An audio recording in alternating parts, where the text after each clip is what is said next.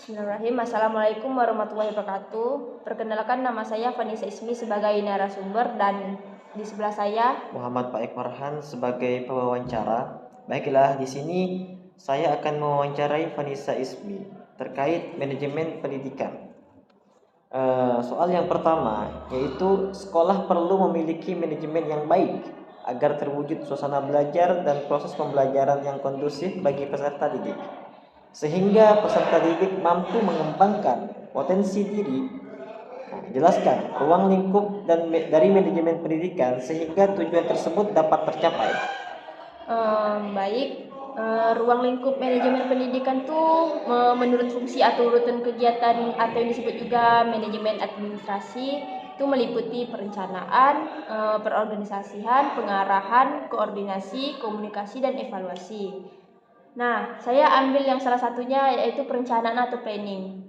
Nah, yang tujuannya itu bisa tercapai itu tuh menetapkan eh, tentang apa yang harus dikerjakan, menentukan target, mengumpulkan dan menganalisa informasi, mengembangkan alternatif-alternatif, dan mempersiapkan, mengkomunikasikan rencana dan keputusan-keputusan.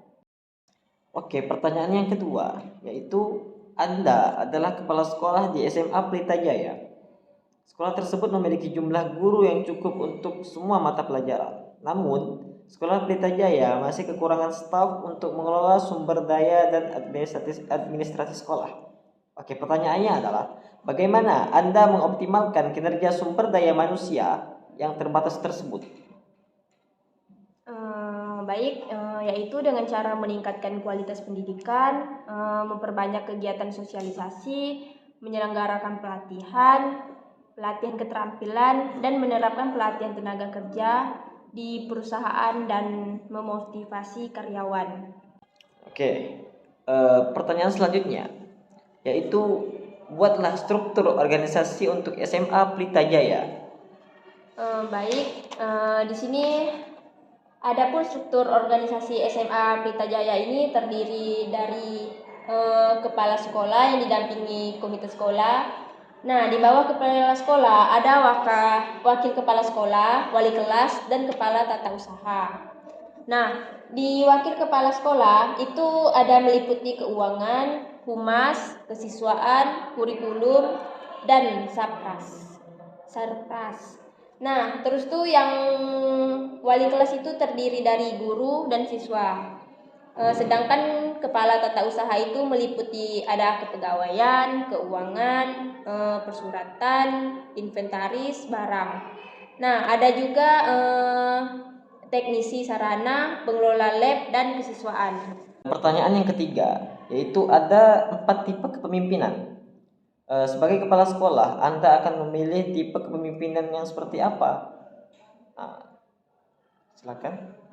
Baik, dari 4 kepemimpinan saya memilih kepemimpinan demokrasi karena dalam daya kepemimpinan demokrasi itu kepala sekolah itu berperan aktif dalam menentukan tugas dan tanggung jawab masing-masing guru dan tetap melakukan pengawasan dalam proporsi yang memadai.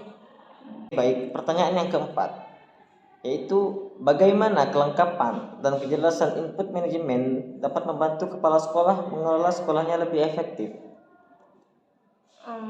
Yaitu dengan cara membuat dan merancang SOP, yaitu standar operasional prosedur sehingga dapat menjalankan program sekolah sesuai dengan tugas dan fungsinya. Oke. Pertanyaan yang kelima yaitu tahun 2017 mutu pendidikan di Indonesia belum merata. Hal ini terlihat dari kebijakan penyelenggaraan pendidikan nasional dilakukan secara birokratik atau sentralistik. Kebijakan yang dikeluarkan pun terkadang tidak sesuai dengan kondisi sekolah.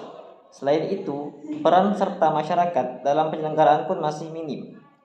Adapun pertanyaannya yaitu, menurut Anda, selain faktor di atas, apa penyebab lain tidak meratanya mutu pendidikan di Indonesia?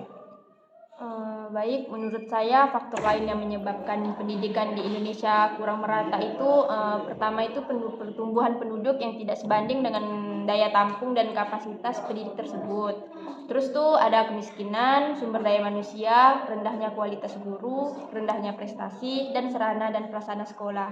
Di samping itu, terus bertumbuhnya tingkat populasi juga terjadinya pemahaman, kesadaran, dan persepsi sebagian besar masyarakat terhadap esensi pendidikan bagi kehidupan setiap orang. Kemudian, berdasarkan analisis jawaban Anda di poin A, bagaimana mengatasi permasalahan tersebut?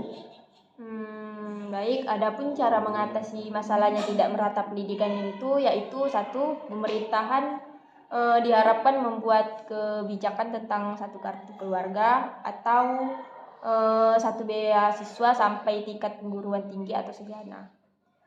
Yang kedua itu pemerintahan membangun sekolah-sekolah di beberapa daerah terpencil yang mudah diakses. Yang ketiga, pemerintah diharapkan meningkatkan kualitas dan kuantitas guru di Indonesia. Yang keempat, pemerintah diharapkan sering memantau daerah-daerah terpencil yang belum mendapatkan pendidikan dengan semestinya. Oke, pertanyaan terakhir, yaitu jelaskan perbedaan antara sentralisasi dan desentralisasi pendidikan berdasarkan kelemahan dan kelebihan masing-masing. Nah, baik, di dalam manajemen pendidikan tersebut itu dikenal dua mekanisme pengaturan, yaitu ada sistem sentralisasi dan desentralisasi. Nah, dalam sistem sentralisasi itu segala sesuatu yang berkenaan dengan penyelenggaraan pendidikan diatur secara ketat oleh pemerintahan pusat. Sementara dalam sistem desentralisasi, wewenang pengaturan tersebut itu diserahkan kepada pemerintah daerah. Di dalam kedua sistem tersebut, dalam praktiknya itu tidak berlaku secara ekstrim, tapi dalam bentuk kontinum. Dengan pembagian tugas dan wewenang antara pemerintahan pusat dan pemerintahan daerah, hal ini juga berlaku dalam manajemen pendidikan di Indonesia. Sebagaimana dijelaskan dalam penjelasan UU SPN 1989 bahwa pendidikan nasional itu diatur secara terpusat. Namun penyelenggaraan satuan dan kegiatan pendidikan itu dilaksanakan secara tidak terpusat atau desentralisasi. Nah, hal tersebut itu cukup beralasan karena masing-masing itu mempunyai kelebihan dan kekurangan sehingga itu untuk memperoleh manfaat yang sebesar-besarnya dan mengurangi segi-segi negatif. Dan pengelolaan pendidikan tersebut itu memadukan sistem sentralisasi dan sistem desentralisasi. Nah, baik, sekian dari saya selaku narasumber. Bila ada kesalahan, saya mohon maaf. Oke, terima kasih Vanessa Ismi atas wawancaranya hari ini. Kami tutup. Wassalamualaikum warahmatullahi wabarakatuh.